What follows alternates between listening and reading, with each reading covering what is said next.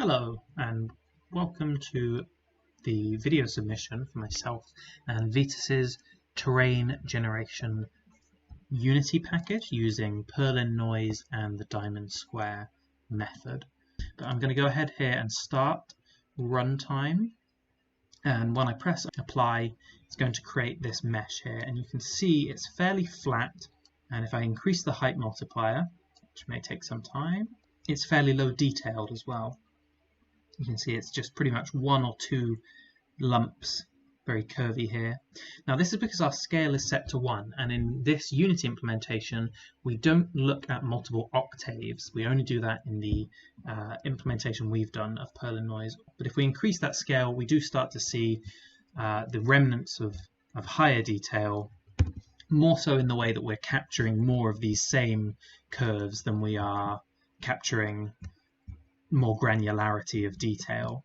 If we were looking for more detail, then we should switch to the Perlin here. This is our implementation. In fact, I'll generate now and then change these, and we'll see live changes happening. So if I set this down to 1, again we get this very general shapes, large amplitude but very small level of detail, and that's because the frequency is low and the amplitude is high, so we're getting big vertical changes in height, but we're not getting many small details added in along the way. So as we increase that to 2 and 3, you can kind of see those smaller details coming in, and every time we increase that, those smaller details are going to have, well, half the amplitude of the previous octave as well. So that's gonna, each octave is going to have more frequent detail but on a smaller variety of height.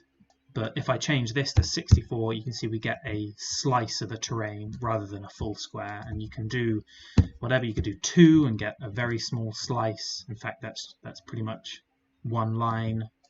You could do 2 by 200, and you can see there the matrix length is going to increase as we increase that target Y size. You could do 2 by 400 if you wanted to keep going along this path, or you could drop it down to 20 by 20. It really just gives the user a bit more freedom in what they're generating. You can see that's a small tiny slice of what we have there. Switching over to the diamond square method, I'm actually just going to stop running because the matrix length was no longer a 2n plus 1.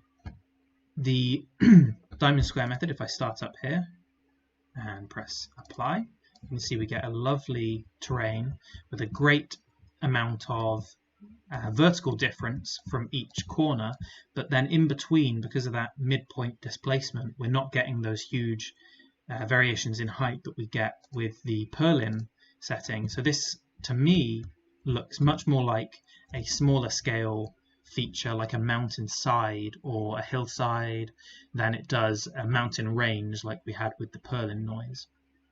So what's interesting about that matrix length, bringing that back up, is usually you can only generate 129 by 129 or 257 by 257, which means you'd normally have a square array, but obviously we generate the whole matrix according to this, and then we apply that to a mesh selectively. It selects the specified size sample. And so were I to drop one of the mesh sizes down to, for example, 11, you still get the diamond square method and it still calculates correctly, but you're just getting a little slice of that. The whole matrix, the 129 by 129 matrix, is generated, but just the first 11 points on the x-axis and then the 128 points on the y-axis are taken and applied to the mesh, and then we just cull the mesh to be the right size as well. Just otherwise you get like a flat part after this, and it's not particularly aesthetically pleasing. Show you, if I generate a very flat Perlin map is good for this, I'm going to include the user map. Now that's this map here, which we've included an example of white, red and black pixels in. That's because it only reacts to black pixels, and we just wanted to show that you're only going to get results from black pixels here. So if I include user map and regenerate, you see that channel dug in here. So this is used to generate a curve, which is what these settings are for. If you change these and regenerate, you see you get some strange results, which is why we include the recommended settings.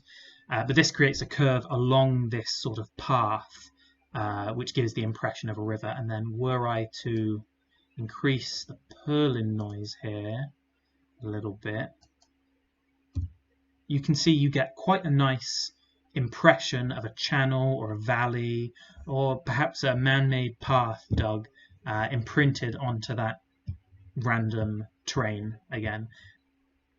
And this has been a very quick overview of our Unity plugin that we've made. I hope this has been useful, and thank you very much for watching.